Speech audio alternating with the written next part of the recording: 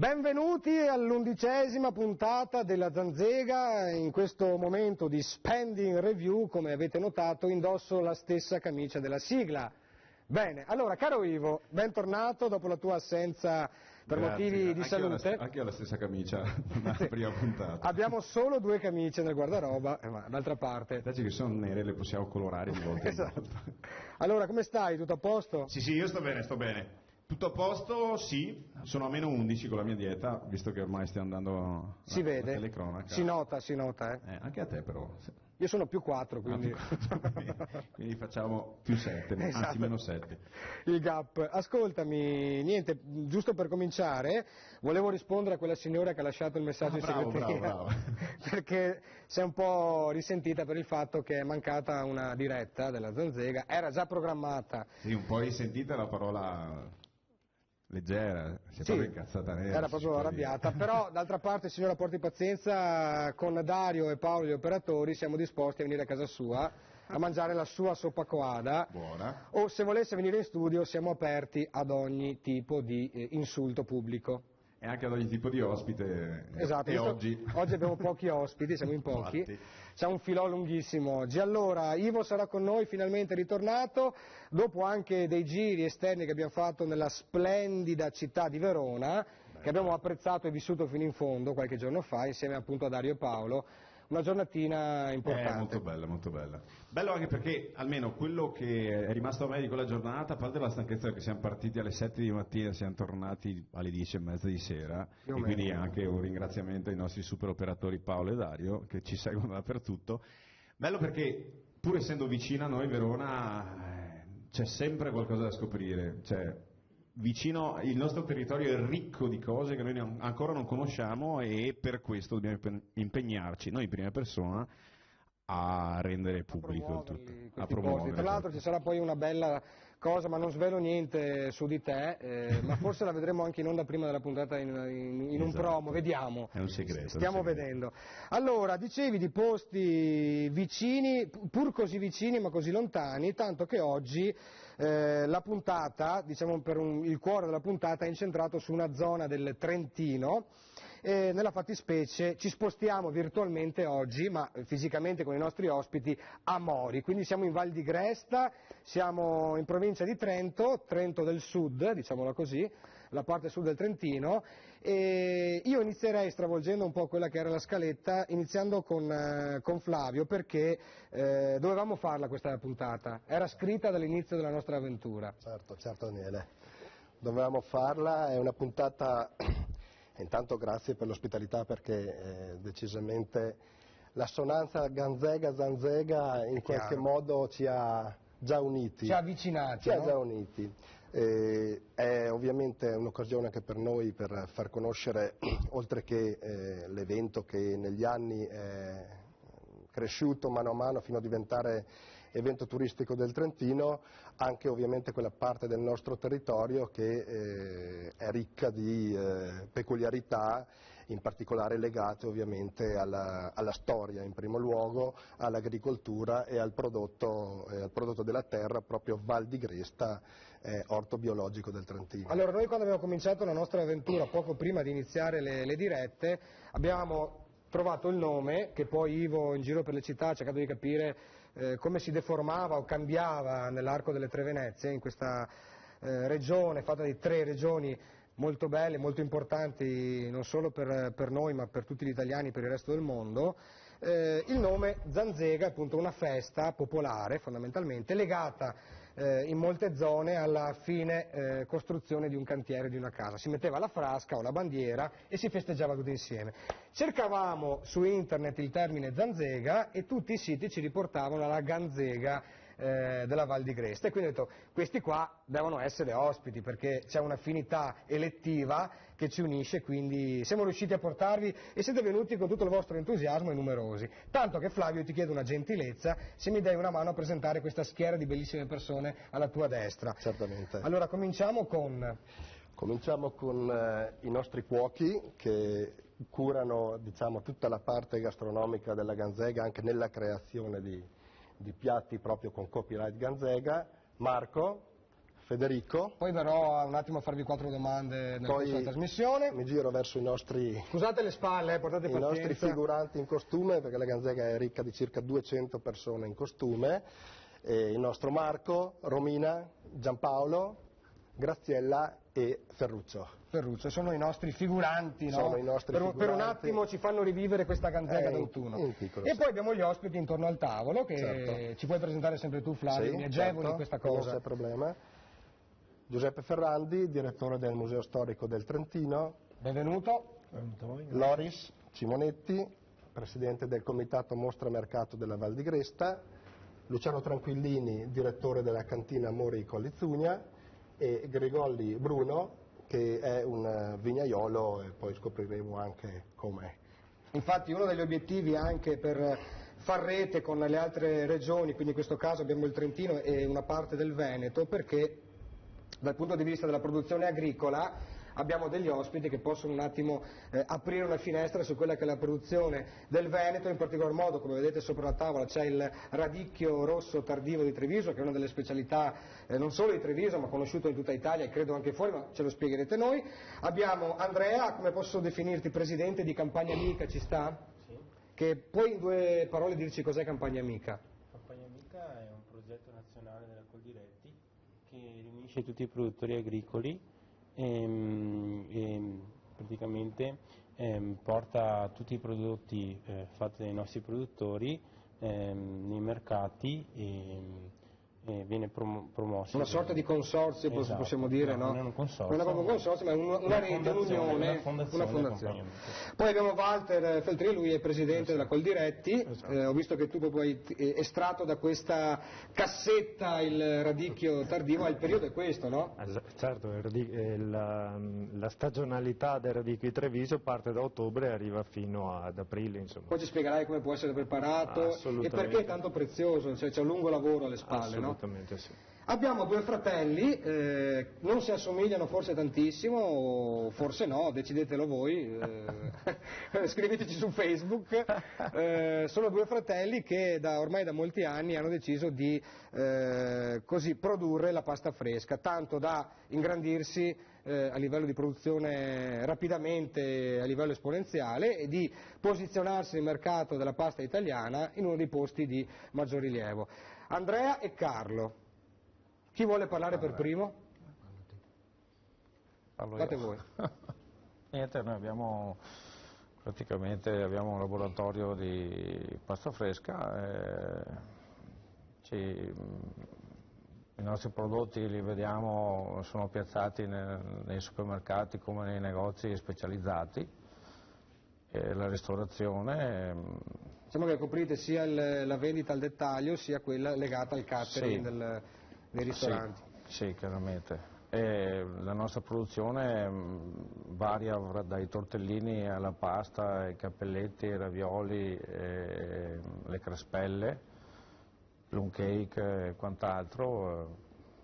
Sempre pasta fresca, comunque sono il core business. Sono prodotti di pasta fresca, le crespelle è un piatto pronto praticamente. Ecco, la nostra produzione è una produzione, diciamo,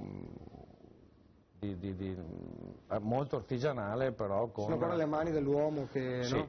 i tortelloni che facciamo e anche le crespelle sono tutte fatte interamente a mano. Poi ci direte anche voi nel corso del nostro divenire quotidiano qualche piccola ricetta o come preparare il vostro prodotto e soprattutto dove trovarlo, perché noi l'abbiamo assaggiato qui in studio tempo fa, perché abbiamo mangiato, ti ricordi, i bigo in salsa? Molto, molto buoni, detto da voi, perché io non potevo. Esatto. Infatti, sono alla dieta proprio per mangiare la pasta cecchini, questa benedetta pasta fresca che ogni volta mi fa venire fame. Grandi segreti, il fatto di lavorare onestamente, ecco, quello di preparare dei prodotti, usare materie prime di qualità e trattarle come materie prime. Certo. Per cui con una filiera corta, ovviamente. La trasformazione che praticamente deve, in ogni caso, uno quando mangia un bigolo deve mangiare farina di grano duro e farina di grano tenero e uova, non è che deve trovare un qualcosa di trasformato. Sì, quindi quelli sono i prodotti essenziali che I poi sapori diventano... devono essere quelli. Allora, tra parentesi, allora il Veneto, amici del Trentino, è una regione in cui si produce moltissima pasta, cioè al di là delle grandi industrie che conosciamo tutti come brand, ci sono tantissimi pastifici e diciamo che il Veneto si posiziona ad alti livelli proprio per la pasta fresca soprattutto.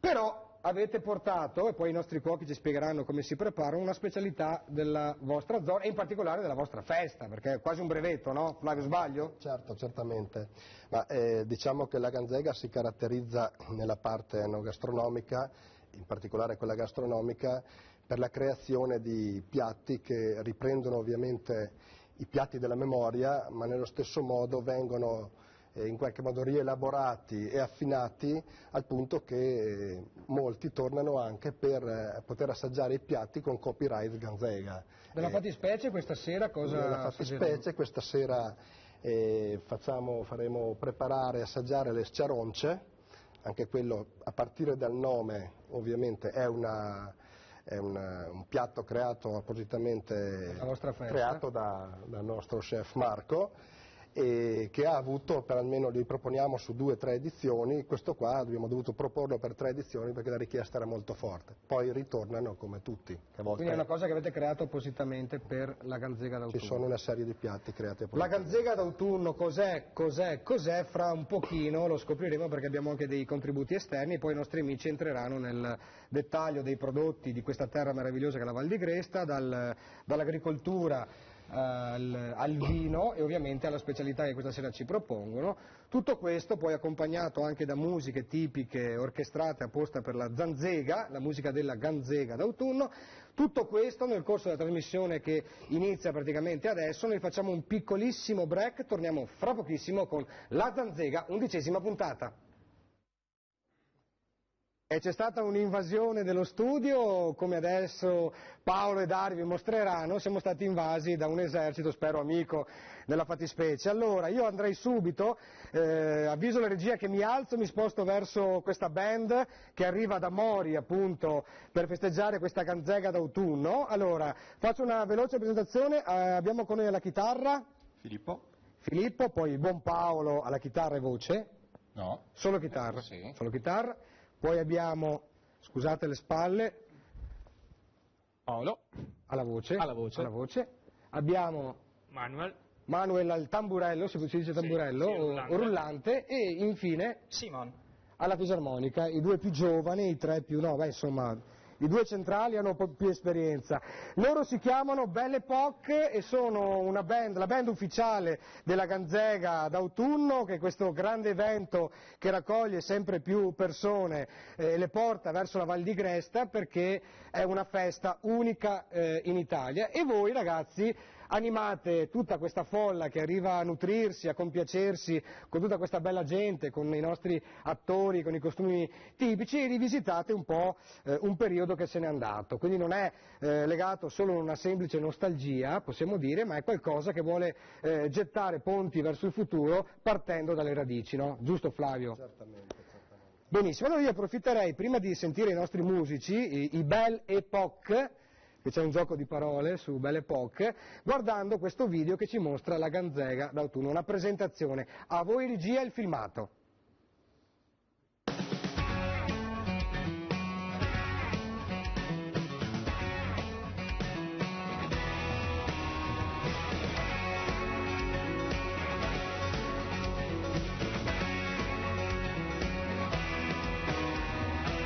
Ever since I met you, girl, you've been on my brain. I can't think of nothing else but you all night and day. It's like I got a first-class seat up on Ozzy's train. It's driving me insane. 5150, somebody call the po-po.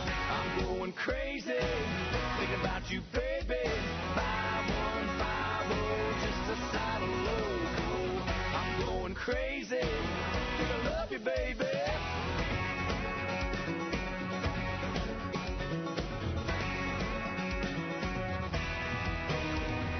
I gotta get your number, girl. I gotta call you up. I gotta get you shotgun in my truck. This little bit of you I got, it ain't good enough.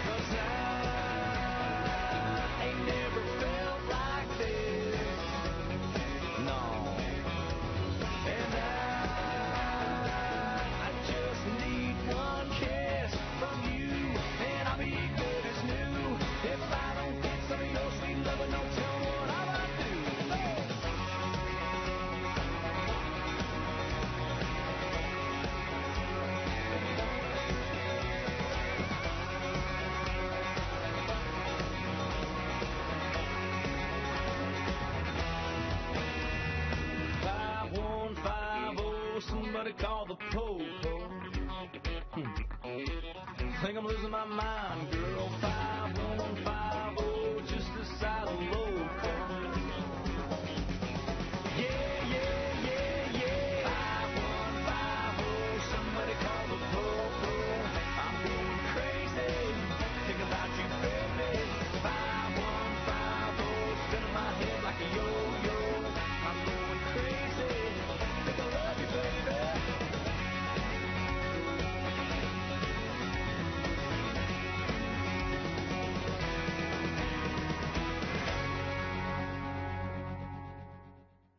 Magnifico, eccoci ancora in studio. Allora Flavio, quanta gente ci sta dietro a questo evento, la Ganzega d'autunno di Mori?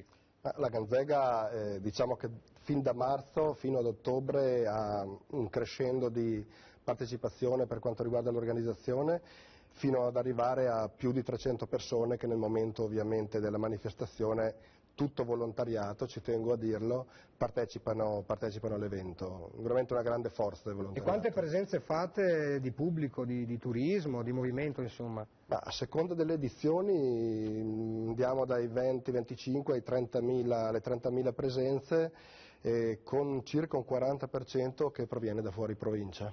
Quindi immagino che Marco e Federico dovranno sfornare alimenti e cibo a volontà, perché tutti avranno molta fame quando vengono alla Ganzega d'autunno. A tal proposito, io volevo chiedere a Giuseppe, che è direttore del museo storico, c'è tanta storia in tutto questo?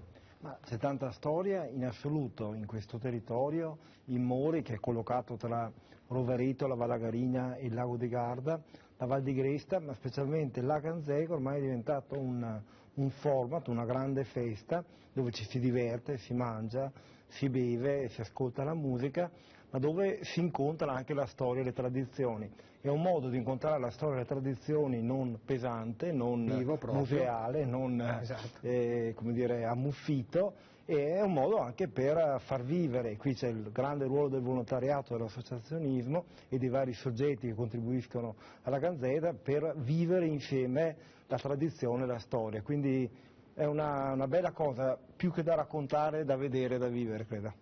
E poi abbiamo altri ospiti che sono ospiti eccellenti per la nostra trasmissione quest'oggi, perché io partirei da Bruno. Insomma, tutto nasce da una pianta e poi diventa un prodotto. La dico così in maniera molto banale. Un grande prodotto, no? Quindi avete... La tradizione trentina e comunque anche... Il Trentino magari insomma, è collocato con il vino ad altissimi livelli, a parte quelli più conosciuti che sono sulla bocca di tutti, però mi pare di capire che il Trentino è più verso il vino bianco come eccellenza, o mi sbaglio? Forse dico una fesseria, sì. Ti prego correggimi. Principalmente sul vino bianco e sulle bollicine, insomma il Trento Doc è una grande realtà del Trentino, però ci sono anche degli altri vini rossi anche. E anche dei rossi. Infatti Loris, tu produci del vino? No, scusatemi. Allora Luciano produce del vino. Scusate, Luciano produce del vino. Siamo talmente tanti, ma mi sembra di essere un po' all'oratorio quando si andava a fare le escursioni al mare. Allora, Luciano è un produttore e produce un gran vino e credo che il core business della tua produzione sia legato al vino bianco, o sbaglio? Sì, come dicevi giustamente, Trentino è legato alla produzione di vini bianchi, soprattutto base spumante, che viene comunque fatto in montagna, Val di Gresta e Altipiano del Brentonico in particolare. Io rappresento poi una cantina sociale, quindi con profonde radici poi sul territorio, perché sul territorio ci lavoriamo e dal territorio traiamo i nostri frutti.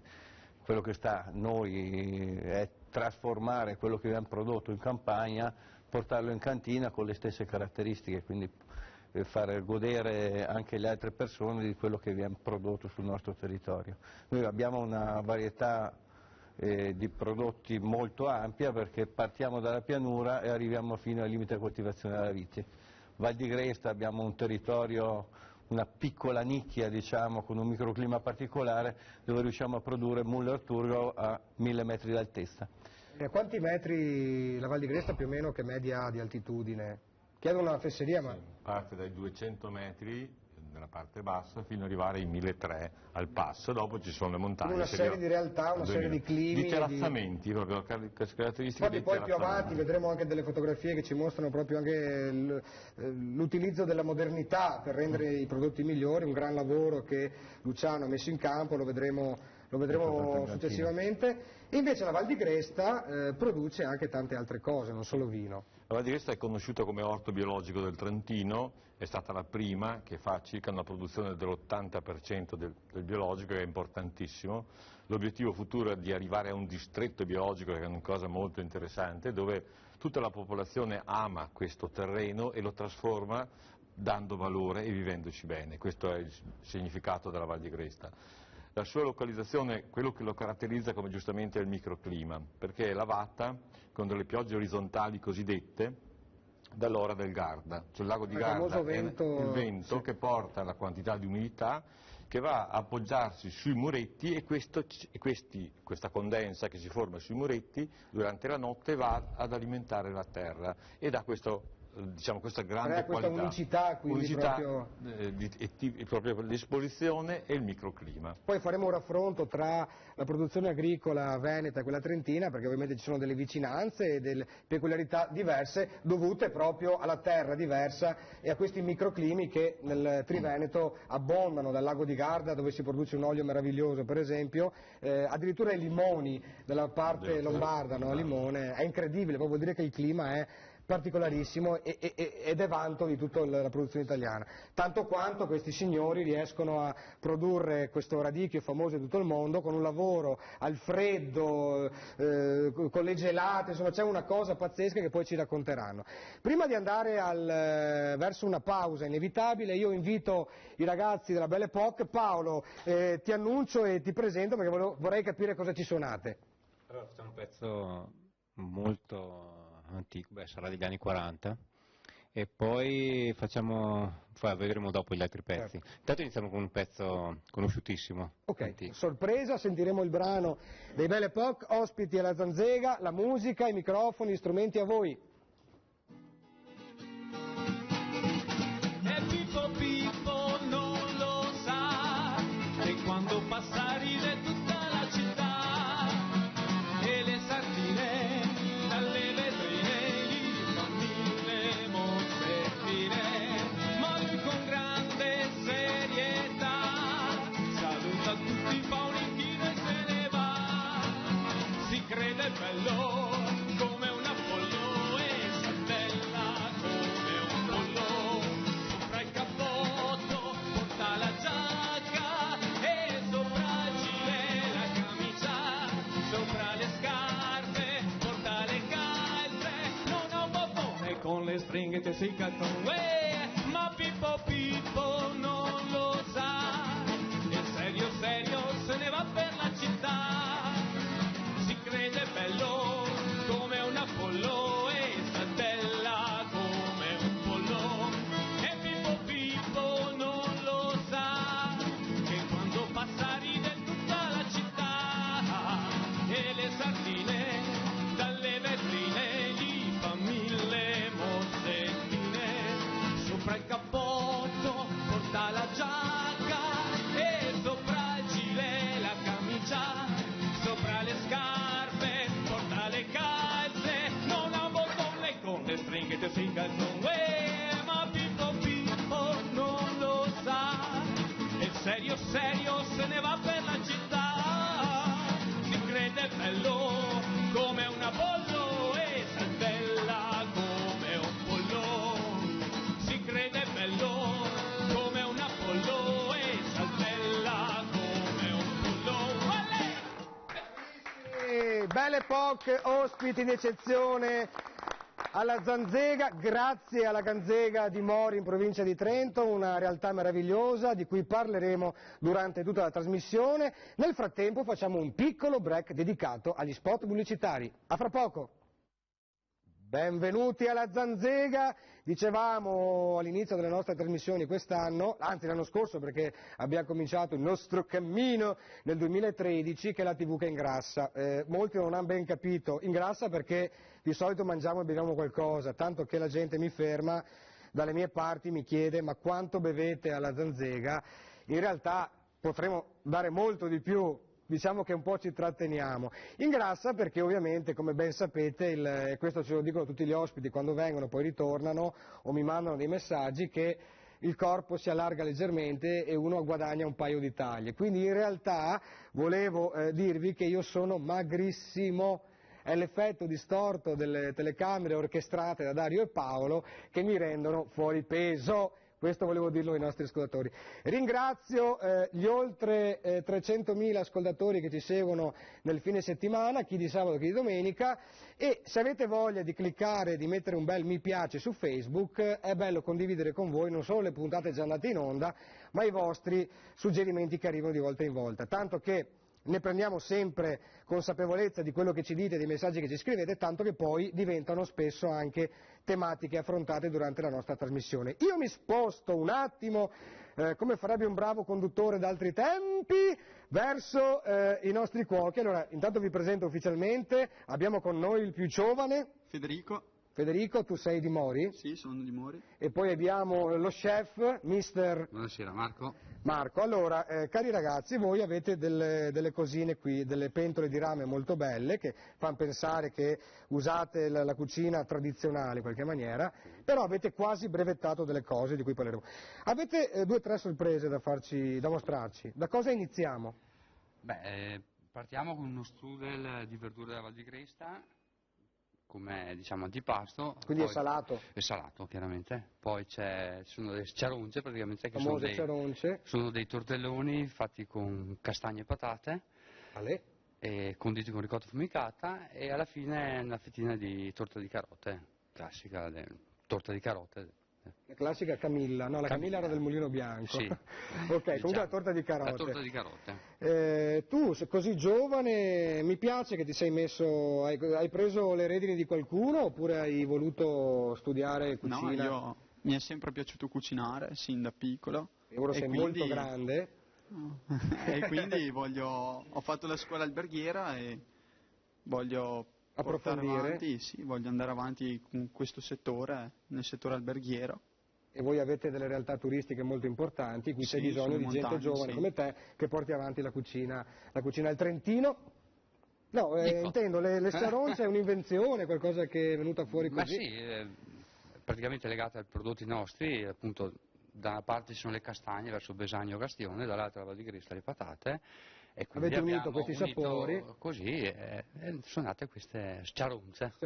Allora, visto che non siamo alla Zanzega d'autunno, ma siamo in inverno, alla Zanzega d'inverno, su Antena 3, io vi lascio un attimo le vostre cose e poi ci spiegate nel dettaglio cosa avete preparato. Riguadagno il tavolo della Zanzega perché abbiamo i nostri ospiti amici della Zanzega, quindi di Mori e della Val di Gresta. Abbiamo anche lato sinistro del tavolo invece un lato veneto, anche se le due zone sono molto vicine perché come sapete, insomma, le zone di Rovereto, Mori, Val di Gresta confinano proprio con le realtà venete. Delle realtà venete, ragazzi, io chiedo prima a Walter, abbiamo sopra il tavolo questo radicchio tardivo di Treviso che è un'eccellenza proprio perché si fa in un periodo ristretto dell'anno, se non sbaglio, e poi si sposa a varie ricette. Quindi questo è il momento, no? Sì, questo è il momento ottimale, diciamo, per quanto riguarda il radicchio. Il periodo, come dicevo prima, è leggermente più lungo di produzione. Partiamo da ottobre e si arriva fino ad aprile inoltrato, anche a maggio per alcuni casi. Questo è il momento ottimale in quanto dopo le brinate il radicchio matura, ma la peculiarità di questo prodotto, che molti lo conoscono come radicchio rosso, ma il vero radicchio di Treviso è quello che è certificato al bollino e quello del consorzio, solo quello si può dire Treviso, gli altri sono radicchi tardivi, è che il cespo, come avviene, è un prodotto che si trasforma in acqua, pertanto è quella la sua peculiarità. Nell'acqua risorgiva, acqua del fiume Sile, che in pratica tutta l'area che attraversa i 55 comuni del comprensorio dell'IGP e Radicchio di Treviso, e noi quando lo raccogliamo dal campo è praticamente un cespo verde che non ha assolutamente nessuna caratteristica che assomiglia con quello che vediamo normalmente sui banchi. Proprio assolutamente diverso da come si presenta a 7 fasi di lavorazione, dalla prima raccolta alla prima pulitura, viene messo in mazzi o in cassette, perciò poi immerso nell'acqua per i 10 centimetri d'acqua della parte di fitone, e lui lavora e cresce. La parte che si vede colorata, quel bel cespo, è un cespo che cresce in acqua e risorgiva. E questa è la peculiarità, è la peculiarità perché è un prodotto che si trasforma, infatti dovrebbe essere definito come una DOP, una denominazione, un prodotto che si trasforma in più, pertanto questa è la sua peculiarità. Però voi comunque come Coldiretti ovviamente seguite tantissimi tipi di produzioni, ovviamente il Veneto e la zona di Treviso è ricca di tantissimi altri prodotti, e in questo periodo proprio dell'anno, adesso siamo in febbraio, oltre al radicchio ci sono tante altre. Noi come provincia di Treviso abbiamo la peculiarità di due grandissimi marchi, due grandi radicchi di Treviso conosciuti in tutto il mondo, il Prosecco, che abbiamo superato i francesi con la produzione, con le bollicine abbiamo costituito il più grande consorzio d'Italia ed Europa con il Prosecco DOC Treviso, è quello che praticamente viene prodotto in pianura. E poi ci sono due tipologie, il DOCG che viene praticamente Nicoli Conegliano e Valgogliadene, e quella di Asolo che è un'altra DOCG, sono due tipologie diverse, sempre Prosecco ma fatto in due aree diverse, che hanno un grande successo perché è un vino semplice, è un vino frizzante, che perciò dolce al palato, che si sposa bene con qualsiasi pietanza. Addirittura qualche ristoratore o qualche chef si dice abbino questo prodotto con un vino, un certo tipo di vino, e il Prosecco lo abbini con qualsiasi pietanza, e questo forse la fonte del grande successo. Come che è il radicchio, e poi abbiamo anche l'asparago di Badoere, che è un altro prodotto tipico della nostra terra, sempre nello asparago bianco, vero? Il Badoere è l'unico asparago che ha la denominazione identificazione geografica protetta riconosciuta dalla Comunità Europea, perché è l'unico asparago che ha sia il bianco che il verde, l'unico consorzio di tutela che ha sia l'asparago bianco che il verde. Mi piace perché la gente poi ci segue ed è giusto che entri in queste cose, è bello saperne sempre un po' di più di quello che si trova nei banchi, ai supermercati eccetera, e c'è però, dimmi pure. Una peculiarità, prima ho detto il radicchio di Treviso è quello che ha il bollino, molti ne parlano radicchio di Treviso ma poi fanno vedere la palla rotonda o quello semilungo, quello è il radicchio di Treviso è quello. Così deve essere identificato, queste foglie fusolate, fatto con questa forma, ma soprattutto col riconoscimento del bollino. Altra cosa è il Prosecco, non pensiamo ad andare al bar e che ci diano il calice di Prosecco. Il Prosecco va servito esclusivamente e tassativamente in bottiglia. Ogni bottiglia di Prosecco ha la fascetta di stato di riconoscimento, pertanto quello che è anche la tutela, il nostro compito è quello di agire per quanto riguarda la tutela dei prodotti. È un po' un'educazione che si fa al consumatore per evitare che vengano abbindolati, perché il classico mezzo litro di Prosecco non si può più fare. Ecco. Benissimo, e tra l'altro Bruno, perché adesso abbiamo parlato del Prosecco, grande successo, ma voi come siete messi a livello di successo? Penso che i vostri vini, i vostri prodotti vadano anche oltre confine italico, presumo. Ve lo chiedo a tutti perché così voi sapete meglio di me di cosa stiamo parlando. Sicuramente, però Daniele, ritornando al discorso prima che dicevi dell'importanza dei bianchi nel Trentino, no? Ecco, io ho una piccola azienda agricola a condizione familiare e i miei 3 prodotti di punta sono 3 vini rossi. Vedi? Per dire che comunque in Trentino, oltre alle due varietà autoctone diciamo più importanti che ci sono in Trentino, che sono il Marzemino e il Terolego, ci sono anche dei vini rossi molto importanti, insomma, no? Tu Luciano cosa mi dici? Il Trentino non è mai stato la terra di grandi numeri, no? Quindi anche per densità di popolazione. Densità di popolazione, piccola produzione, produciamo circa l'1,5% di quello che è la produzione viticola italiana, ci dobbiamo specializzare sulle nostre piccole peculiarità. Quindi all'interno, abbiamo parlato prima di un territorio molto diversificato, all'interno di questa diversificazione ci sono delle piccole nicchie dove si possono produrre anche dei grandi vini rossi, come fa Bruno, col Merlot, col Cabernet Franc, tipico della Vallagarina, che è la parte bassa del Trentino, il Marzemino. No, scusami, non volevo interromperti, però è arrivata una cosa che mi sta spappolando le sinapsi del cervello dal desiderio quasi erotico che ho nei confronti di questa cosa che sto vedendo. E poi partendo dalla pianura arrivi fino in montagna, quindi arrivi fino alle bollicine, anche lì diciamo. Col Però andate anche il vostro vino. Ora, se non ci fosse, lo sappiamo benissimo tutti, se non ci fosse un po' l'estero che si dice che tira, che ci dà una mano, in questo momento qui saremmo un po' tutti in crisi, soprattutto perché il mercato italiano è in contrazione, specialmente per quella nicchia di prodotti da una fascia di prezzo leggermente più alta, perché il territorio purtroppo è impervio e quindi le ore di lavoro che vanno investite, il sacrificio maggiore e tanto lavoro. Insomma, però io te lo dico perché sono quasi un fattucchiero, prevedo le cose, voi farete grandi cose perché tu, e ho visto questo nella scheda di presentazione, hai anche saputo investire nella modernità, nella tecnologia e questo ti verrà incontro, poi ne entreremo e ci spiegherai cosa hai combinato. Nel frattempo, cari miei Belle Époque, io, che dite, lanciamo un altro pezzo, vi lascio gli strumenti e buona suonata. All of me, why not take all of me? Can't you see I'm no good without you? Take them lips, I never use them.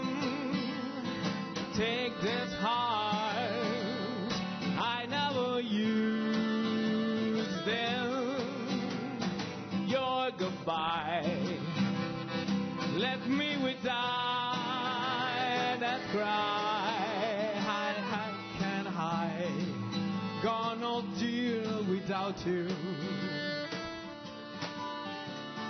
You took it apart, that was once my heart, so why not take all of me? All of me, come take the all of me. Can't you see I'm not good without you? Take this lips, I never use them. Take this heart, I want to lose them.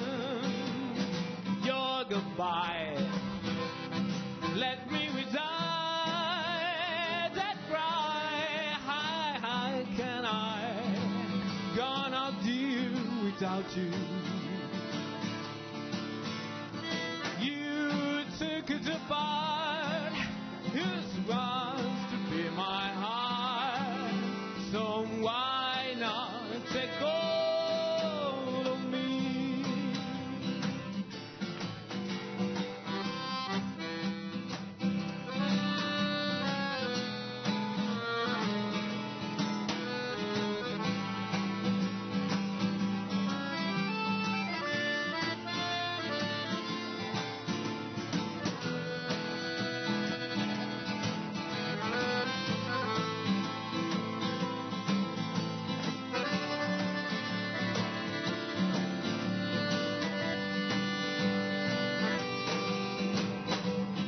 Goodbye, let me without that cry.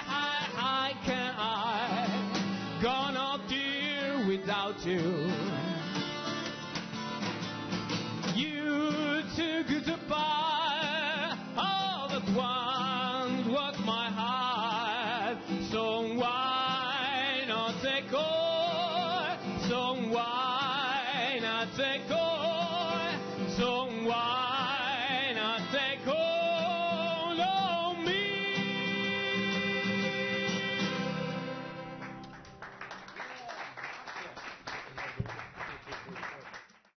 Benvenuti alla Zanzega. Allora, come vedete i nostri ragazzi ci hanno preparato questo strudel che si sta raffreddando, qualcuno ha già cominciato, io vorrei ufficialmente assaggiarlo perché la curiosità è tanta e tale, d'altra parte voglio dire come esimermi dall'assaggiare questi.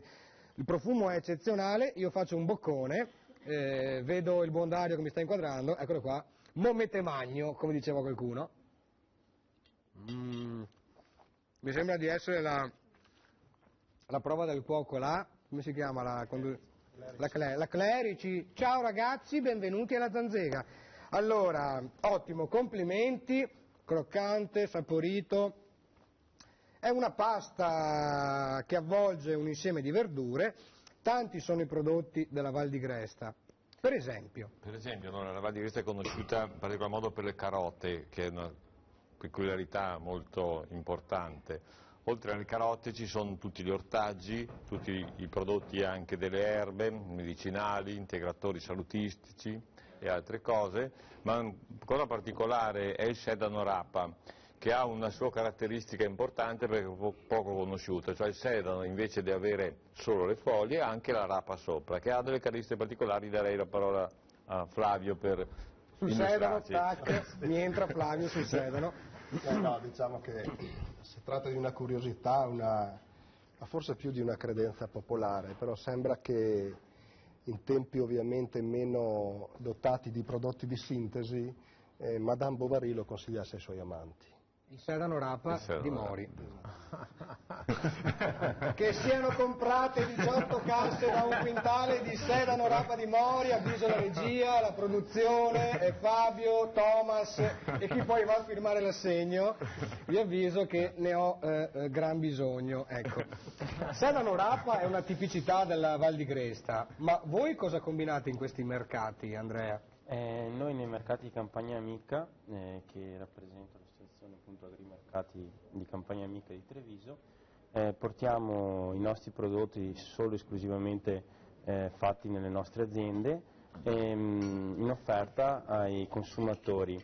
I nostri mercati sono 15 nella provincia di Treviso e tutti i nostri produttori sono caratterizzati dai gazebi gialli o dalle bandiere gialle di Campagna Amica. Lì trovate sicuramente i prodotti certificati come produzione unicamente delle aziende Coldiretti che partecipano a questi mercati, e quindi i consumatori hanno la garanzia di quello che comprano e quello che mangiano sulla tavola. Quindi è una grande opportunità per la gente, voglio dire, no? Esatto, di poter acquistare dei prodotti proprio garantiti. Garantiti, sì. I gazebi gialli e quelli diretti garantiscono che i prodotti messi in vendita... Continuate così, ragazzi, certo. Così mi piacete. Tra parentesi, Andrea, non so, mi viene in mente che si può acquistare un sacchetto di tortellini cecchini nella fattispecie, no? Diciamo, perché siete partner del nostro viaggio.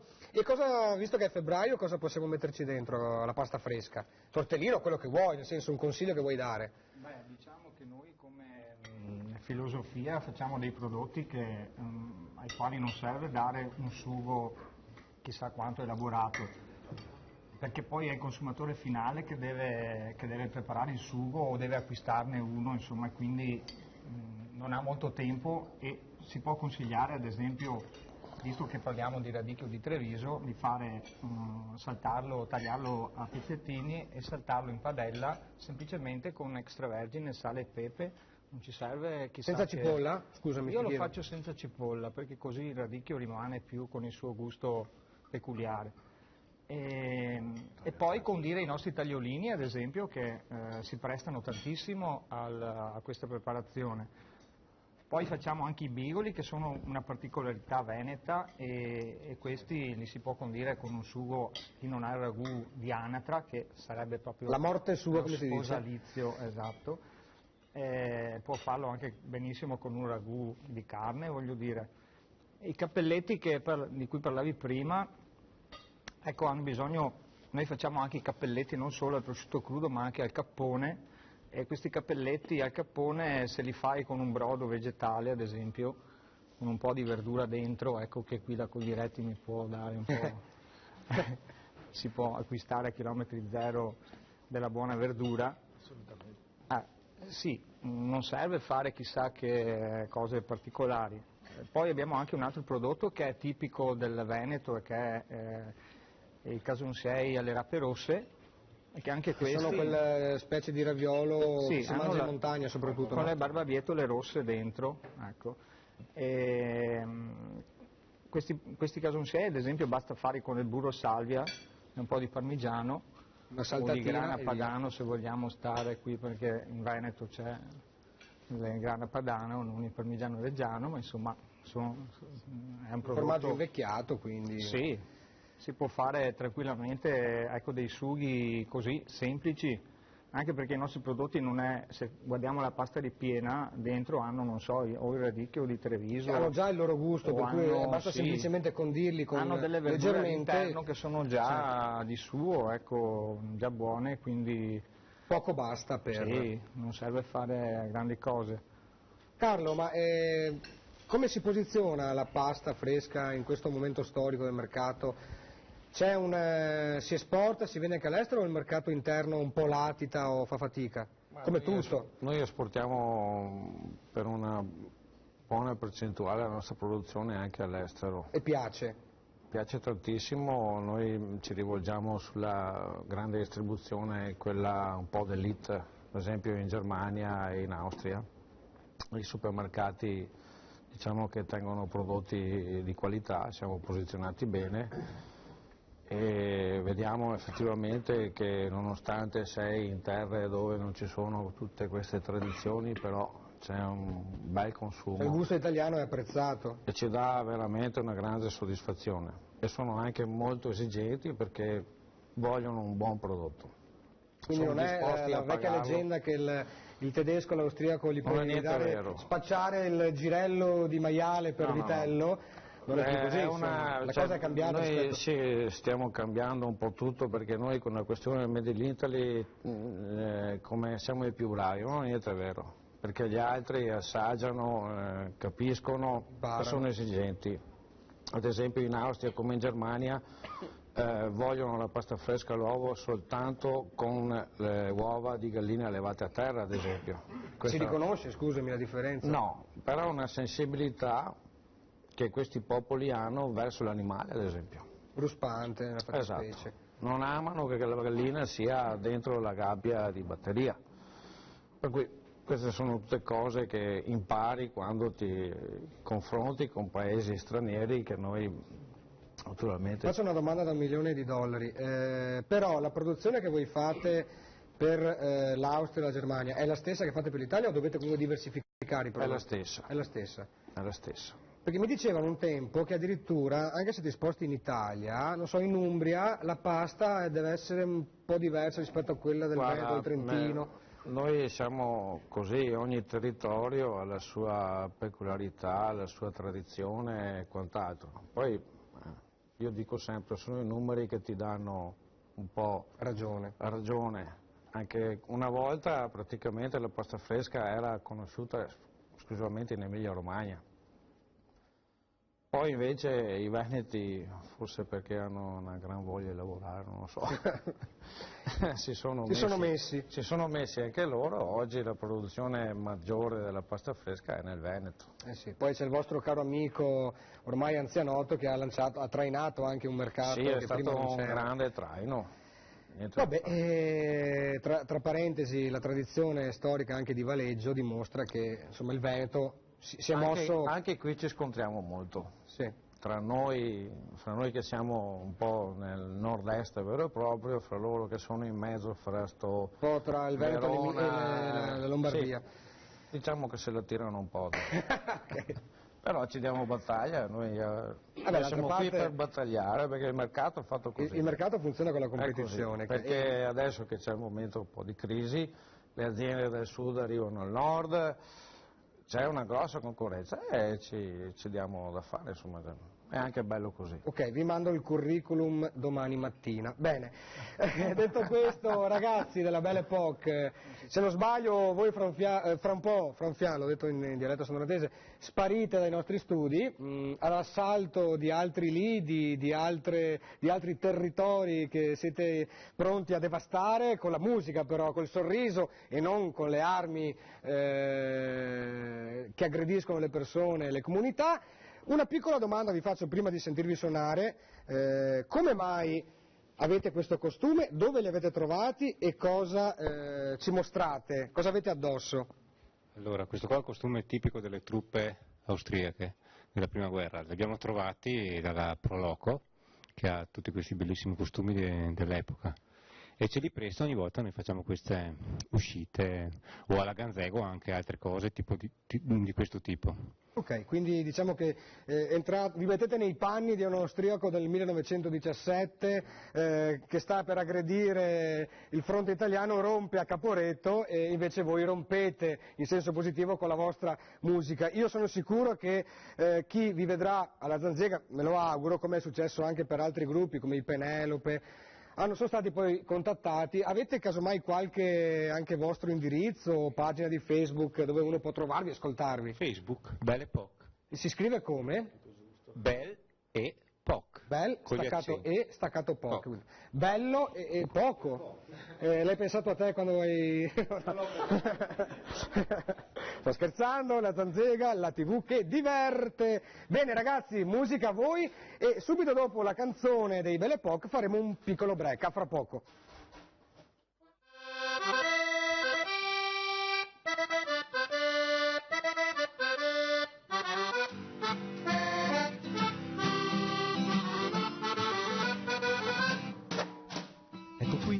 Ecco qui, è arrivato il quadrimotore, pieno di, indornimelo un po' di qui. Son tre col bianco mantello, di immacolato agnello, sventolando il grande cappello, ci incantano così. Siamo tre guerrieri nei Siam, e la pace del mondo portiamo. Noi siamo i cadetti di Guascogna, veniamo dalla Spagna, andiamo a Bologna, la pace che tutto il mondo sogna. Ognuno l'avrà se questa canzone con noi canterà.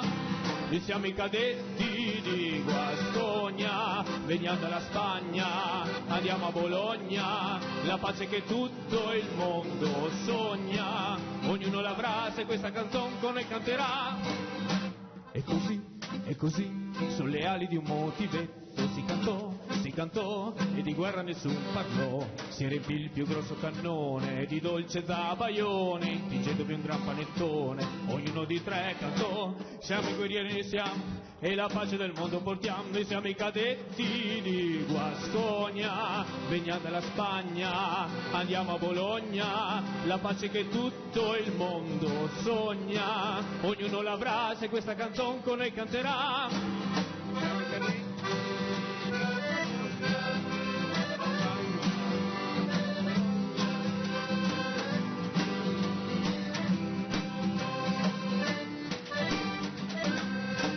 Il quadrimotor dovrà partire, però di partire neppure si sogna, e i prodi cadetti di Guascogna sono fermi a Bologna, perché a Bologna bene si sta. Noi siamo i cadetti di Guascogna, veniamo dalla Spagna, andiamo a Bologna, la pace che tutto il mondo sogna. Ognuno l'avrà se questa canzone con noi canterà. Noi siamo i cadetti di Guascogna, veniamo dalla Spagna, andiamo a Bologna, la pace che tutto il mondo sogna. Ognuno l'avrà se questa canzone con noi canterà. Zitta!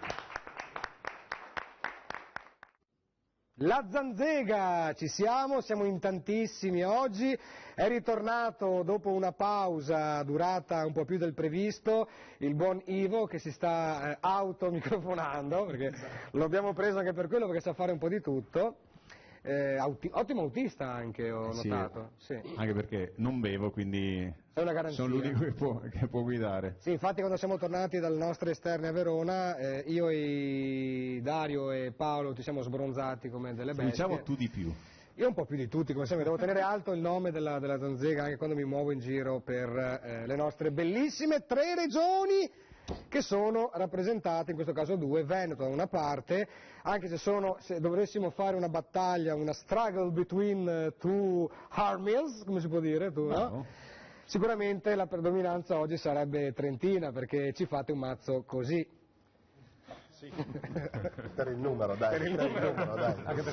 Attenti perché abbiamo certe risorse noi che nascoste, tipo no, scherzi a parte. Noi però abbiamo le forze armate anche. Le forze armate che sono appena uscite, ma basta un fischio e rientrano in campo a manetta. Non stiamo giocando a risico, stiamo facendo una trasmissione televisiva che fa concorrenza a Rai 1, Rai 2, Rai 3, Rai 4, Rai 5, Rai Movie, Canale 5, Italia 1, Rete 4, D-Max e quant'altro, perché noi siamo posizionati al numero 13 del vostro telecomando e siamo Antenna 3, l'emittente più vista del nord-est Italia. Giusto, Ivo? Bravo, hai dimenticato anche Free però. Free, anche Free e anche Telealto Veneto, devo dire forse. Dell'Autovelox? No, lo sento male. Sono sobrio, è lui che tende a mettermi in castagna, ma non ce la farà mai. Okay? No, simpatico, prima l'hai ricordato, la pagina Facebook della Zanzega, sì. Basta andare sulla pagina Facebook, cliccare mi piace. Importante, a parer mio modesto parere, cliccare anche mi piace sulla pagina ufficiale di Antenna 3, che è stata rinnovata da pochissimo. E salutiamo anche Elisa che smanetta, perché esatto. c'è una direttrice di questa cosa. Elisa. Tra l'altro, Ivo, volevo dirti e dico a tutti che purtroppo nel bene e nel male mai è stata tanto utile in questi giorni, perché la gente può in tempo reale capire cosa sta succedendo nelle 3 regioni. Purtroppo nella fattispecie il Veneto è stato colpito profondamente dalle grandi piogge. Tra l'altro Antenna è stata anche la televisione che ha fatto in continuazione i reportage dai territori colpiti. Ahimè, dobbiamo informarvi anche quando le cose non sono così buone, però è il valore dell'informazione questo, no? Esatto, importante proprio la pagina Facebook perché dà in tempo reale le informazioni che poi vengono approfondite dai vari TG. Quindi molto prima del TG sapete cosa sta succedendo in Trentino, Veneto, Friuli, Venezia e Giulia. Allora, ricomincio velocemente un piccolo giro con i nostri cari ospiti. Intanto Flavio vede che brandisci delle monete o della carta moneta un po' particolare che non avevo mai visto fino ad oggi. Sì, diciamo che la carta moneta contribuisce a dare un significato in più a quelle che sono le 3 regole sostanzialmente che reggono questo evento, che sono 3 parole d'ordine: scenografie, suggestioni e interattività. Ovviamente con le 2 lire che sono insieme alla lira e le 5 lire i tagli della moneta dell'epoca, fanno da moneta ufficiale della Ganzega. Poi all'interno dell'evento le suggestioni, pensiamo solo ad un esempio, abbiamo 16 ore in diretta di lezioni con una scuola dell'epoca, con insegnanti, bambini. Quindi con le bacchettate sulle dita. Bravo, anche con quelle, tutto riprodotto sostanzialmente come era all'epoca, e l'interattività, questo mix, ce lo dicono gli altri, contribuisce a creare quella che viene definita atmosfera della Ganzega, qualcosa che questo connubio di sensazioni dà il successo all'evento. Sì, poi. Diciamo che è difficile da descrivere, però è una testimonianza che viviamo sempre appena finita la Ganzega, e molte persone vanno via di lì annottandosi ovviamente il primo fine settimana di ottobre dell'anno successivo alla prossima Ganzega. Benissimo, certo. Questo vuol dire che l'evento ha un riscontro emotivo e evocativo molto forte. È quello a cui noi ovviamente, l'obiettivo a cui puntiamo, perché ovviamente è quello poi il segreto alla fine, no? Giuseppe, il museo storico, cos'è? Dove lo troviamo? Cosa c'è dentro? Il museo storico del Trentino ha la sede principale a Trento, che è il capoluogo di provincia, e si occupa un po' della storia contemporanea, e quindi in particolare in vista del centenario della Prima Guerra Mondiale, che riguarda ovviamente tutto il nord-est, e abbiamo anche delle fortissime collaborazioni proprio con le province, con le regioni, con le istituzioni museali, per provare, come dire, a affrontare a 100 anni di distanza quella che comunque è un anniversario con una grande tragedia, perché parliamo appunto di centinaia di migliaia di morti, di milioni di morti. L'unico spirito giusto per poterlo affrontare è rileggere, come dire, complessivamente questa vicenda, non farla diventare una carnevalata, e lo dico proprio in modo preciso oggi che presentiamo la Ganzega, perché è chiaro che quella parte di Prima Guerra Mondiale che rientra nella rappresentazione, nella rievocazione della Ganzega,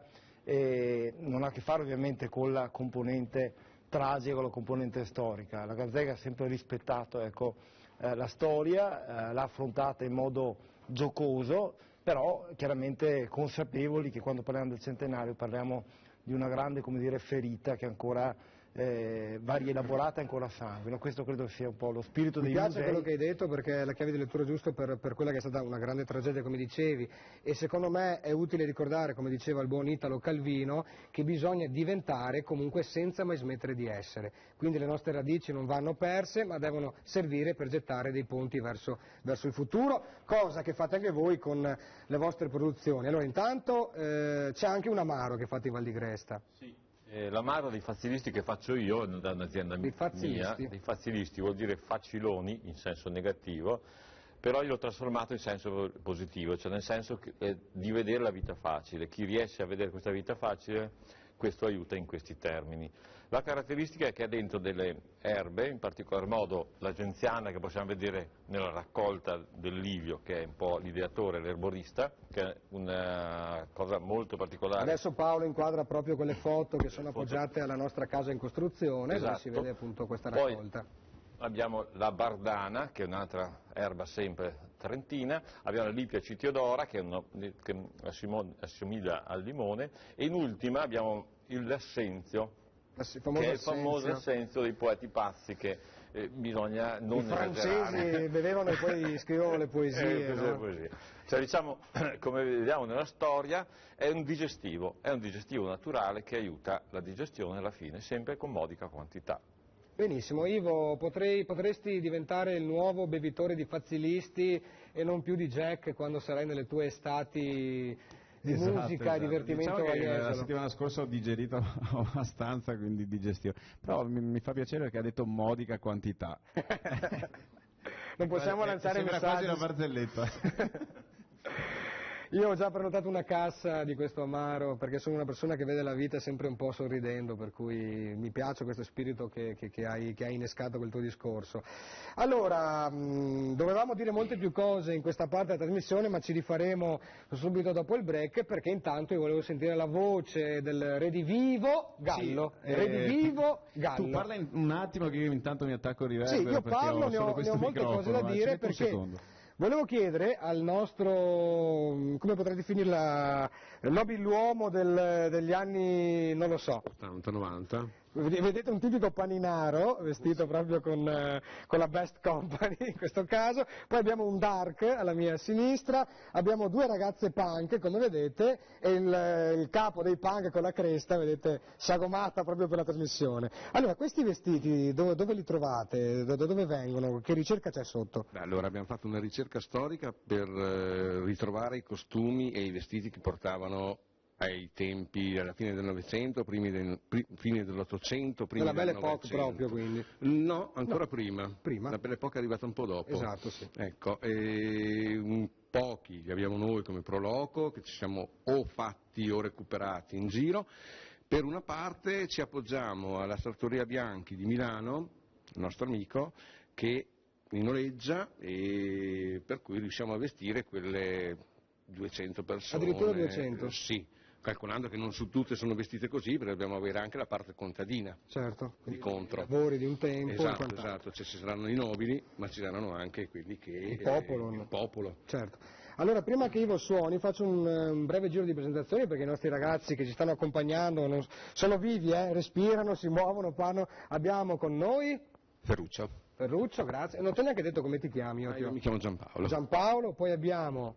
Graziella. Marco, il più giovane della compagnia. Romina, perfetto. Questi sono una piccola rappresentanza dei figuranti, chiamiamoli così, che allietano e rendono piacevole questo viaggio nella storia, la Ganzega d'autunno di Mori, in provincia di Trento. Ivo, non so se tu hai pensato a qualche canzone, visto il tema che affrontiamo oggi, Adesso parlerò tipo il Papa, perché c'ho il riverbero, ho questo microfono, non prendete paura. Comunque sì, adesso questo è un pezzo americano di un gruppo che si chiama Alabama e si chiama Mountain Music. Oggi siamo a Trento, quindi meglio... Poi ci avvicineremo anche alle montagne italiane, ma dopo. Ivo Gallo! Oh, play me some of the music like grandma used to play. And I'll go down the river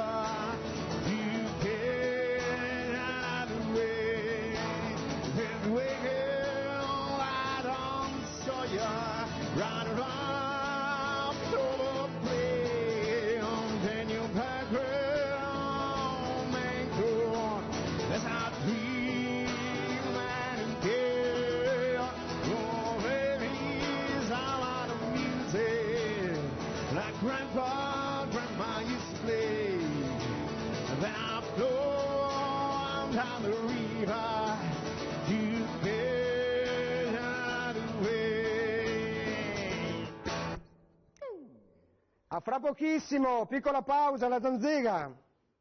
La Zanzega, oggi un connubio di specialità, di storie, di racconti che uniscono il Veneto, la regione che ospita anche gli studi di Antenna 3 e unisce soprattutto una zona bellissima. Io non voglio sbagliare il mio discorso, però ci sono alcune zone del Trentino di cui se ne parla un pochettino meno rispetto ad altre, perché quando uno pensa a Trento, al Trentino pensa a Bolzano, Trento, le Dolomiti eccetera, e c'è una realtà meravigliosa che abbraccia il lago di Garda a nord, a queste montagne molto belle, a una città, tra l'altro una città molto vicina a voi che è Rovereto, che è bellissima, famosa anche per l'impianto museale che conosciamo. Trento da poco ha un altro impianto museale famosissimo e soprattutto Trento ha tante altre cose, come una festa che io prima dell'inizio di questa trasmissione, della nostra avventura, non conoscevo, ma che porta in questo paese che è Mori, in Val di Gresta, 30.000 persone ogni anno per la Ganzega d'autunno.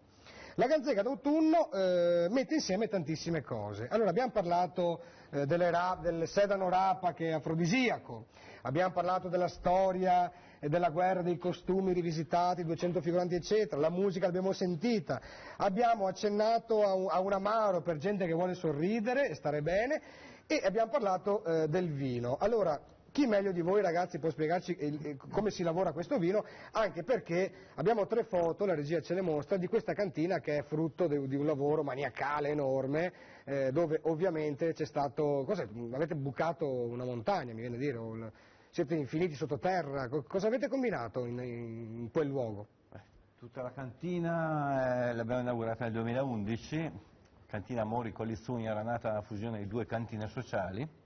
Quindi noi siamo una cooperativa sostanzialmente. Questa è un'altra panoramica. Nel 2011, o meglio un po' prima, un paio d'anni prima, abbiamo deciso di unificare le 2 strutture che oramai erano diventate obsolete e abbiamo creato questa nuova cantina. Il rispetto dell'ambiente in Trentino diciamo che è parte integrante del nostro DNA, quindi abbiamo cercato di integrarla nell'ambiente. Per far questo l'abbiamo creata totalmente interrata. Le uniche parti che sporgono sono la parte degli uffici amministrativi, quindi gran poca cosa. Non abbiamo una tegola, sopra la cantina abbiamo rimesso la terra e abbiamo rimpiantato... sembra quasi ci sia un prato. È un prato. In realtà sotto c'è la cantina. In realtà sotto c'è la cantina, che è abbastanza grande, perché parliamo di circa 10.000 metri quadri di cantina interrata, suddivisa su diversi piani. Nella parte del ricevimento, anche lì per sfruttare al meglio quelle che sono le potenzialità qualitative che ci offre il territorio, abbiamo creato un percorso per caduta sull'uva, quindi sfruttando meno quelle che sono le pompe, gli organi meccanici per la movimentazione. Un gran rispetto dell'ambiente, non soltanto dal punto di vista estetico, ma anche nell'utilizzo delle sue energie, quindi abbiamo ridotto del 70% il consumo di acqua, questo utilizzando tutta una serie di procedure, di automatismi all'interno della cantina. Non abbiamo una caldaia perché sfruttiamo l'energia del sottosuolo, quindi la geotermia, esattamente, quindi sia il caldo che il freddo lo facciamo con grandi. E una piccola parte di fotovoltaico che abbiamo messo sopra le uniche cose che sporgono dal terreno. Diciamo che voi del Trentino avete solo da insegnare al resto d'Italia da questo punto di vista. Il valore dell'ecosostenibilità ormai è essenziale, non possiamo scappare da questo e quindi o ci si muove per tempo o si resta veramente indietro come paese e voi su questo avete molto da insegnare. E volevo chiedere a Bruno se poteva un attimo, per chi ci segue e magari non conosce molto la produttività appunto del Trentino, in questo caso della Val di Gresta, quali sono i vini che si producono in quelle zone e come sono coltivati a terrazze, se non sbaglio dicevi prima. Sì. Logicamente i vini di qualità preferiscono logicamente i terreni collinari, no? Di conseguenza nella nostra zona dove le colline sono abbastanza, cioè c'è subito la montagna, per cui c'è un passaggio veloce fra la pianura e la montagna, per cui si è ricorso a dei terrazzamenti dei muri in chassi. Quelli vecchi sono quasi tutti a secco, per cui un'opera anche importante dal punto di vista architettonico e paesaggistico, e appunto le produzioni migliori sicuramente si realizzano in queste zone collinari con una bellissima esposizione al sole e dove sicuramente si fanno dei prodotti di qualità. Ecco, la mia azienda, fra l'altro che è una piccola azienda agricola a conduzione familiare, appunto i miei terreni sono, io faccio pochissima produzione, però i miei terreni che hanno una superficie di 2 ettari è proprio, si può dire, scavata nella montagna, che dopo praticamente è la montagna che va in Val di Gresta, no? Certo. È una bellissima esposizione sud-est, il sole c'è tutto il giorno. Il problema grosso che abbiamo noi anche in Trentino per fare dei vini rossi importanti è proprio quello del sole, insomma, del caldo, del sole e delle... Certo non avete lo stesso sole che al Molise, però avete una terra che produce Toscana, sì. quest'alta qualità di vino che adesso anche assaggeremo con la famosa specialità. Chiamo Ivo, vediamo se mi risponde. Vieni con me Ivo, vieni vicino a me perché... sì. Ti do il microfonetto. Grazie. Perché volevo, se andavi un attimo a vedere cosa stanno combinando i nostri ragazzi. Ah, i cuochi, io tentavo di leggere il labiale, avevo capito luoghi, comunque vado nel luogo dei cuochi. I regia avranno fatto un macello. Perché... A chi chiedo? A lui, vai, dimmi cosa stai facendo. Adesso stiamo cuocendo le sciaronce, che sono i raffioli di castagne che abbiamo citato prima. Verranno saltati con del burro e salvia. Che simpatico, e con dei semi di girasole, di papavero, e terminata con della ricotta affumicata sul piatto. Ah, ok, aspetta, lui diceva, voleva precisare? No, ricotta affumicata e semi di papavero, viene condito e niente. E poi basta. Impiattato e mangiato. Quindi voi procedete, io torno intanto di là e quando avete finito ditemelo, ok? Va bene. Avete registrato il marchio o posso copiarvelo domani e creare un'azienda che produce... Bisogna chiedere al Presidente della Proloco. Chiediamo al Presidente della Proloco. Potremmo metterle in produzione le sciaronce. Con i fratelli Cecchin facciamo un business, ragazzi. Ne inventiamo altri. Bene, allora, non so, faremo a tempo a vederli sul piatto o aspettiamo un po', come volete voi, io sono a vostra disposizione. 3 minuti ancora. 3 minuti, bene. Quindi... Allora, a proposito di prodotti, no? Io volevo sentire un po' la Coldiretti, che previsioni ha per il futuro dal punto di vista dell'organizzazione del mercato? Allora, si affaccia la primavera, quindi abbiamo parlato di alcuni prodotti tipici dell'invernata in corso, in primis il meraviglioso radicchio rosso tardivo di Treviso. Cosa succederà fra un po'? Cosa avremo sulle nostre tavole grazie alla vostra produzione? Stagionalità, iniziamo con abbiamo le culture in serra dove iniziamo anche col pomodoro, con tutte le zucchine, radicio verdon a Cortel, tipico prodotto. Radicio verdon da Cortel. E proprio è una denominazione che si sta appunto in questi giorni mettendo a punto un po' il disciplinare di produzione. Perché a Cortel? Perché quel radicio verdon che è nato un po' nell'area di Roncade ma che poi è stata un po', si è espansa in altri comuni, da Cortel perché quel radicchio che nasce una volta era spontaneo ma adesso va seminato perché viene toilettata la radice. Come il radicchio di Treviso ha la peculiarità di avere la radice, il radice verdon da Cortel, ecco perché l'assonanza con il Cortel lo richiama perché è pulita la radice, perciò gli permette di conservarsi e di avere maggior conservabilità. Poi abbiamo in primavera naturalmente gli asparagi, perché il prodotto tipico inizia, quello che si fa sotto serra inizia verso fine febbraio, primi di marzo, arriviamo fino a fine maggio e poi abbiamo tutto il panorama di tutte le culture estive con tutte quelle che possono E la verdura fa bene alla salute, la pasta fresca anche, cosa dite ragazzi? Io volevo sentire da Carlo, un po', giusto per chi conoscesse un po' meno il pastificio, si chiama così, pastificio Cecchin, da quanti anni ci siete voi e dove volete andare? Dal 97 siamo presenti. Quindi eravate proprio ragazzini quando avete cominciato l'avventura? Insomma sì, abbastanza. Ti davo meno anni di quelli che hai in abbastanza, realtà. Sì, sì. E ti chiedo, dove vi può trovare chi ci segue? se uno volesse domani fare un piatto di cappelletti di cecchino. Ma in tutti i negozi specializzati e nei supermercati. La grande distribuzione si trovano comunque. Sì.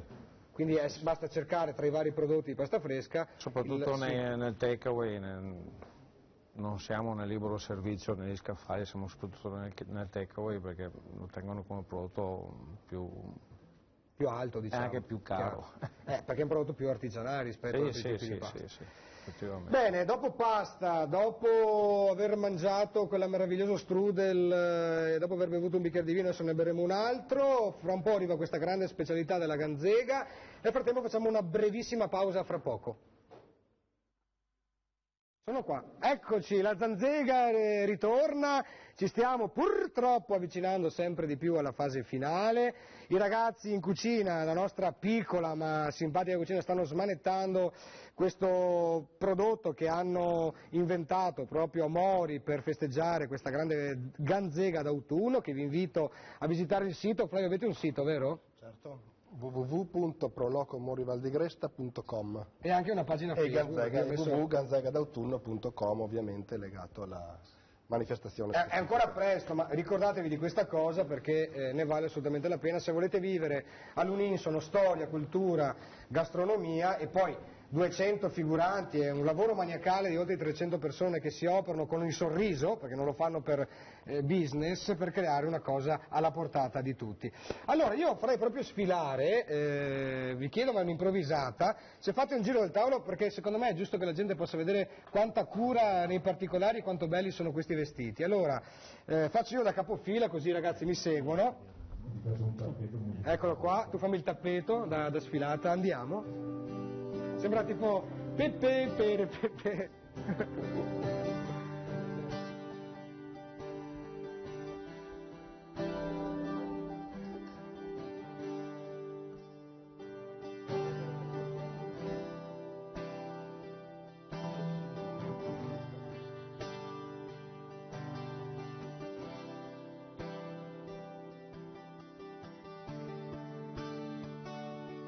Ecco che vanno a...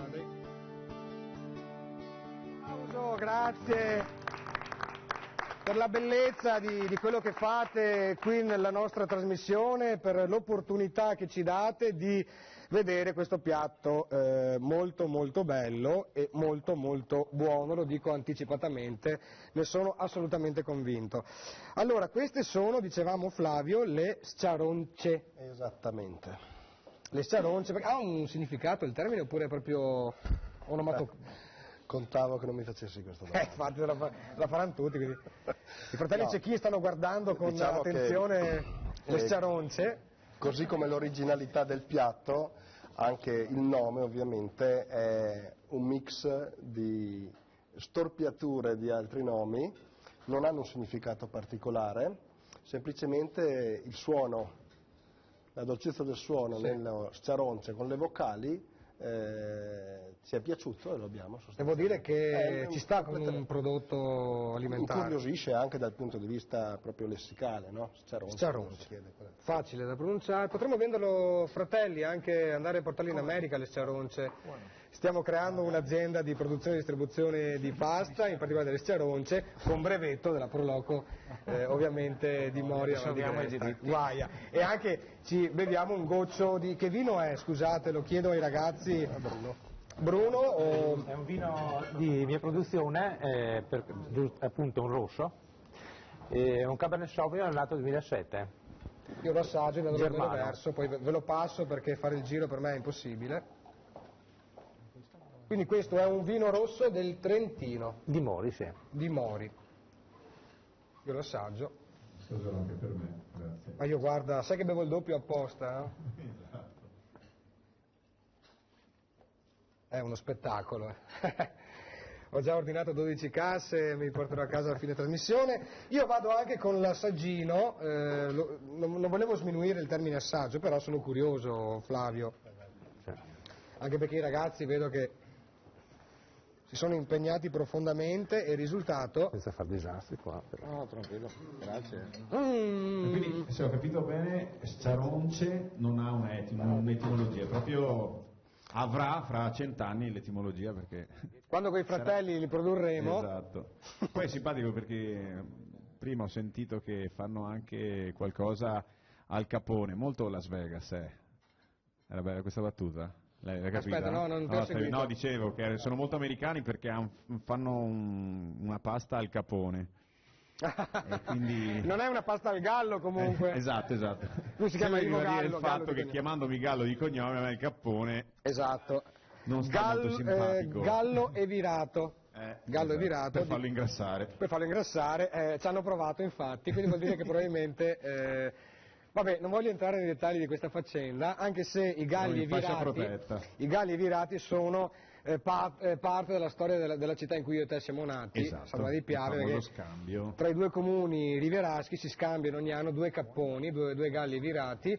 Una città si è tenuta il nome San Donà, il santo è San Donato, e l'altra città si è tenuta il santo, quindi il patrono di San Donà non è San Donato, bensì la Madonna delle Grazie, e il patrono di Musile di Piave sull'altra sponda invece è San Donato. Una diversione del Piave cambiò la geografia del territorio e in cambio del nome del santo si scambiano questi galli e virati. Perché c'era una chiesetta proprio che è stata edificata a San Donato, proprio a causa di una grande piana del Piave, tra l'altro. Infatti volevo chiedere ai nostri amici della Coldiretta di Campagna Amica, questa faccenda, territorio, piovosità e quant'altro, cosa ci potete dire? Quello che stiamo vivendo in questo momento sicuramente si tratta di un evento eccezionale, perché se è vero che la ciclicità arriva ogni 50 anni in media, stiamo subendo lo stesso periodo, insomma. Quello che è successo in qualche altra parte, in qualche altra zona del nostro territorio una cinquantina, sessantina d'anni fa, perché ci sono stati ancora fenomeni alluvionali così importanti. È chiaro che il clima si sta sempre più tropicalizzando, questo è fuori discussione, lo vediamo chi lavora in campagna, perché abbiamo periodi sempre più di pioggia e periodi sempre più asciutti, anche se alla fine dell'anno comunque la piovosità rimane più o meno invariata. Quello che va sottolineato per appunto i danni che provoca sia alle culture agricole ma soprattutto anche ai cittadini che si trovano le case allagate e quant'altro è il fenomeno dell'urbanizzazione selvaggia che abbiamo subito negli ultimi 10 anni. Abbiamo perso il bello e la bellezza di circa 1000 ettari all'anno nella provincia di Treviso negli ultimi 10 anni. Sono pienamente d'accordo. Pertanto questo vuol dire che il terreno non assorbe più la terra e si riversa nei fossi e nei canali, perciò bisogna fare anche un esame di coscienza e siamo stati anche noi a contribuire a questo. A prevenire piuttosto che curare. Notiamo ancora, per dire, alcune opere che il Consorzio Bonifica, parlo nell'area trevisana, che è un ottimo consorzio che lavora benissimo, ha ottenuto i finanziamenti per fare delle casse di espansione dove potesse portare via l'acqua e accumularla per evitare le esondazioni, però un cavillo burocratico lo ha fermato per 4 anni, pur essendo un progetto. Pertanto a volte anche la burocrazia fa la sua parte, perché avremmo potuto risolvere il problema dell'area di Preganzeol, di Zero Branco, di altri comuni limitrofi, se questa opera fosse stata autorizzata 4 anni fa, perché i soldi e quant'altro erano stati stanziati, l'hanno fatta, era stato progettato però per un certo cavillo burocratico che poi di fatto ma non solo, molte opere sono state fatte in collaborazione anche con la Regione, però se guardiamo un po' in giro, per esempio, ci troviamo un Piave. È anche colpa di tutti noi, insomma. Ci troviamo per esempio un fiume Piave che è tal quale, non è stato rimosso una pianta, perché se vai a togliere una pianta ti trovi l'ambientalista di turno che non ti lascia toglierla, perché qui nessuno vuole attaccare nessuno, però bisogna anche fare delle riflessioni. Va bene tutto, però insomma quando bisogna prevenire, bisogna prevenire. E questo va fatto sia a livello, noi che siamo agricoltori nelle nostre campagne con l'escavazione di fossati, che questo è un obbligo per tutti quanti noi, ma è nell'interesse collettivo, ecco anche il ruolo importante dell'azienda agricola, quale tutela e salvaguardia del territorio, ma lo devono fare allo stesso modo sia gli enti pubblici, perché i fossi stradali e quant'altro, deve esserci un'unione di intenti e non deve esserci il cavillo burocratico che ti blocca e pertanto per una banalità. Apro un inciso, anche se non siamo in territorio trevisano, ma visto che parliamo di montagna, il fenomeno che ha fatto tenere al buio la Cortina e la parte del Bellunese nel Cadore Lo stesso sono stati bloccati degli interventi dove l'Enel prevedeva di cambiare i piloni e cambiare... Non siamo intervenuti per tempo. Non sono intervenuti perché non si lasciava tagliare gli alberi che erano nella fascia di E gli effetti, li abbiamo, e gli effetti li abbiamo vissuti. Andrea, Pertanto... tu quindi quando si scatenano queste avversità legate al clima, immagino ci sia una grossa preoccupazione perché poi ne risente anche il lavoro di mesi, no? Esatto, i nostri produttori con le culture che hanno in campo si trovano molto spesso con i campi allagati, con le serre divelte da magari alluvioni o trasformazioni di fiumi e quindi non possono portare i prodotti al mercato, poi ne risente sia nel mercato, nei prezzi che aumentano, ma soprattutto i produttori che hanno perso tutto il lavoro di mesi di fatiche per questo volevo dire, siamo vicini a chi lavora ai campi, produce, perché non è una passeggiata. No. E poi è quello nella filiera produttiva, quello che guadagna sempre meno è chi le fa queste cose che poi arrivano magari sui banchi che costano molto di più. Solo un inciso, nella filiera produttiva Coldiretti ha sempre lanciato la filiera corta, infatti i mercati Campagna Amica, i negozi... È proprio portare le cose della terra direttamente, bypassando, certo. Basta dire soltanto un numero, su €1 speso al consumatore 17 centesimi vengono in tasca mediamente a chi lo produce, perciò hai detto proprio i numeri precisi. Facciamo i numeri precisi, pertanto a voi le conclusioni finali. Allora io mi avvicino ai nostri cuochi. Ivo, sei pronto a suonarci un brano? Vi chiedo solo, cosa c'è dentro questa meraviglia? Di ripieno? Di ripieno, perché me lo sono dimenticato. E patate. È qualcosa di eccezionale. Sì. Ti faccio i miei più vivi complimenti. Grazie. Anche a te ovviamente. Grazie. Bravissimi, eccezionale. Le sciaronce, solo alla zanzega le mangiamo. Ivo Gallo! Ricordo montagne verdi e le corse di una bambina, con l'amico mio più sincero, coniglio dal muso nero. Il mio destino è di stare accanto a te, con te vicino più paura non avrò, e un tuo bambino tornerò. Montagne verdi nei tuoi occhi rivedrò.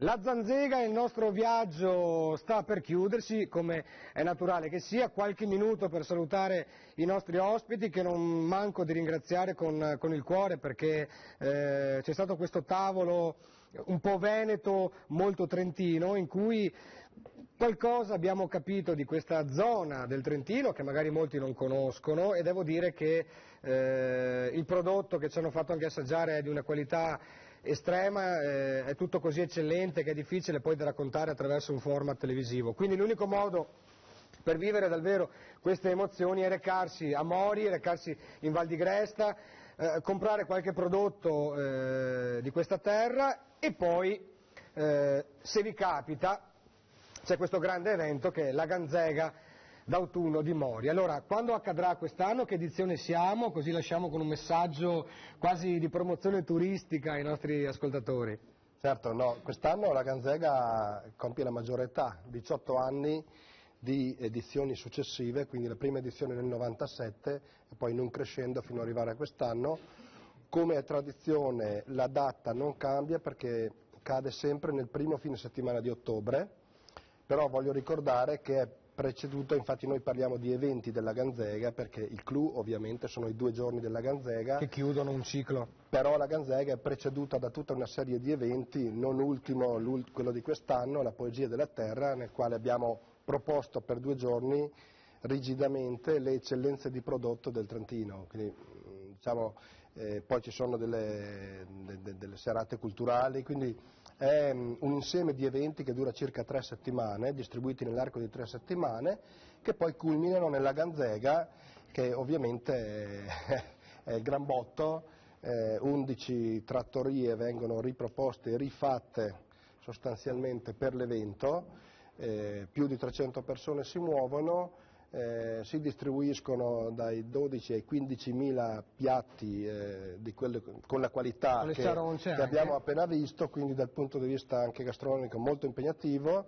La consulenza enologica l'abbiamo potuta in qualche modo già toccare con mano e con la lingua anche durante la puntata, e poi quello che dicevo prima, da provare l'atmosfera della Ganzega. È un'atmosfera, stiamo anche, mentre la regia prontamente ha messo in onda questo filmato che mostra proprio la vita della Ganzega d'autunno. I nostri ragazzi stanno per terminare anche la loro produzione gastronomica con un dolce alle carote, come ci dicevano. Allora, io qui lo dico, mi rivolgo anche ai nostri operatori, a Franzoso, alla Miss, al direttore, a tutti quanti. Tra l'altro questa sarà una novità della Zanzega, Silvia Caravello leggerà il menù della Zanzega. Abbiamo fatto un contratto stipulato prima dal corridoio. Detto questo, avviso proprio Tony Esposito, Italo, Renzo, soprattutto Paolo e Dario e il buon Gallo, perché andremo a fare un reportage alla Ganzega in ottobre, quindi la squadra si prepari, sempre che il buon editore non mi cacci a scarpate, ma questo lo sapremo solo vivendo. Quindi se ci vedrete alla Ganzega, saprete perché. Allora, se verrò cacciato e il Gallo volerà via, nonostante sia virato, lo dico, ufficializzo questa sera, probabilmente potremo fare un bel servizio della Ganzega in autunno e dedicare un po' più tempo a questo grande evento. Si è sempre detto Ganzega d'autunno, ma il periodo, forse mi sono distratto, ma il periodo quando è? Il periodo è il primo fine settimana di ottobre. Mi ero distratto. Ti eri distratto. Comunque Daniele, vi avremo graditi ospiti indipendentemente da tutto, perché solo per la simpatia ovviamente che dimostrate all'interno di questa trasmissione sarete ospiti della Ganzega ogni qualvolta lo vorrete. Io spero che Mori, il comune e i paesi limitrofi siano sintonizzati oggi e domani, perché il nostro obiettivo è di far conoscere la voce di Ivo in tutta Italia. E le meravigliose riprese di Dario e Paolo e la fantastica regia di Tony Esposito. Poi tra l'altro, scusa se interrompo, però adesso a Paolo non piace essere sempre nominato perché è quello che sta dietro. No, Paolo di cognome, oggi puntata sul Trentino, Paolo di cognome fa Trentin, quindi meglio di così. Paolo Trentin, cercatelo su Facebook, è un bell'uomo di 1,95 m, occhi azzurri, uno dei più grandi operatori del nord-est. Volevo farti la pipina finale. Va bene, detto questo, cara regia, state tranquilli che stiamo quasi per finire questa trasmissione, non sforeremo. Io volevo fare un giro di saluti. Allora, prima di vedere ancora i nostri amici in costume sfilare intorno al tavolo, e con questo scusate le spalle da un paio d'ore, porta pazienza, perché purtroppo questa è la mia posizione, ma vorrei essere vis-à-vis tutto il tempo, in realtà vi do solo le spalle, la parte più brutta di me. La prossima trasmissione, prima di congedarci ai nostri ospiti, sarà una puntata molto speciale. Ivo, vuoi annunciarla tu? Molto speciale, sì, perché siamo andati appunto, come dicevamo prima, io la squadra. Io con la nostra super cubo, io, Lele, Dario e Paolo in quel di Verona, la fantastica Verona, tutta una giornata a fare moltissime riprese, a scoprire curiosità ed altro, che vedremo appunto nella prossima puntata. Ne parleremo in studio con ospiti, e avremo... Non tanti in realtà, non tanti ospiti in realtà. Ma pochi ma buoni, dai. Guarda che meraviglia, tu non la puoi mangiare, ovviamente. Purtroppo no, ma... Anche l'occhio vuole la sua parte. La preparazione è così bella, così importante, che mi commuovo, sono commosso. Poi portato da queste gentil donzelle, ancora più bella questa. Mi sembra di rivivere, quasi quasi mi bevo dell'assenzio e mi metterò a dipingere un campo di grano da cui i fratelli Cecchin ricavano la pasta fresca Cecchin. Grande, sono un grande, vero ragazzi? Adesso apriamo l'azienda delle sciaronce e facciamo un business incredibile. Allora, apriamo il Morrus. Questo è un vino bianco da festa. Allora, tu aprilo pure col botto, io faccio un giro, ringrazio, e scusate se ogni tanto sono anche un po' troppo burlone, ma lo faccio perché tutto questo sia anche simpatico e arrivi a casa di tutti. I fratelli Cecchin che sono stati con noi, grazie. Carlo e Andrea, io vi ringrazio di aver così dato la vostra presenza alla nostra trasmissione. i vostri prodotti si trovano in tutta la GDO ovunque ed è un prodotto garantito che è sposo della nostra Zanzega. Grazie di esserci. Grazie. Siamo stati molto bene anche noi. Bene, sono contento e poi parliamo del business fuori trasmissione. Insieme anche ai ragazzi di Mori, che poi non vorrei che rivendicano, vabbè, sto scherzando. Allora abbiamo i ragazzi che rappresentano l'agricoltura veneta trevigiana e con grande passione vincono in questi momenti molto difficili, portando il prodotto a filiera corta nelle piazze del Veneto, nelle piazze della provincia di Treviso. Walter e Andrea, vi ringrazio di essere stati con noi. Grazie a voi. Tornate a trovarci quando avrete le nuove primizie dell'agricoltura delle vostre terre e, come dire, la Val di Gresta schierata, Mori rappresentato a manetta con i nostri... Mi dica. Volevo che all'interno della Ganzega, in uno spazio più ampio, c'è anche la mostra mercato in Val di Gresta, che si occupa di un mese. Di cui sei presidente, se non sbaglio. Io sono presidente, è la 44esima ed è importante perché è in collegamento con la Ganzega. Oltre a questo, noi una stazione importante, che io ne approfitto, è la Cammina Grestana, la camminata nei boschi col cibo, che abbiamo fatta in luglio, alla fine di luglio. Ma voi potete, se venite in Trentino, troverete la qualità. E poi ti chiamo, mi spieghi cosa devo fare. Non c'è nessun problema. Ok, allora Flavio, grazie di tutto quello che hai fatto per noi. Ci vediamo a ottobre a questo punto. Guarda, questo è indubbio. Io ovviamente ringrazio di nuovo la vostra simpatia, la vostra disponibilità. Saluto i telespettatori che stanno aumentando di numero, di puntata in puntata. Speriamo non si fermi questa emorragia. E li invito ancora una volta a provare solo una cosa: l'atmosfera della Ganzega. E questo è il primo weekend d'autunno con la squadra di Antenna che sarà lì da voi, almeno per mangiare e per bere, perché la dieta sarà finita, spero, esatto. mi auguro. Potrò mangiare e bere finalmente anch'io. Allora ringrazio i nostri cuochi che sono Marco e Federico, siete bravissimi, vi meritate un grande successo in quello che fate. Grazie a manetta, grazie. Ringrazio gli altri ragazzi che sono con noi, Bruno. Ringrazio Luciano, ringrazio Loris, ringrazio Giuseppe, ringrazio Mori, la Proloco e la Val di Gresta perché siete delle grandi persone e avete grandi cose da mostrare a tutti gli italiani. Grazie mille. Per quanto riguarda la prossima trasmissione sarà dedicata a Verona, facciamo una sfilata con i ragazzi che faranno un giro, la musica di Ivo Gallo e con questa si chiude la 11ª puntata della Zanzega. Grazie a tutti, alla prossima settimana.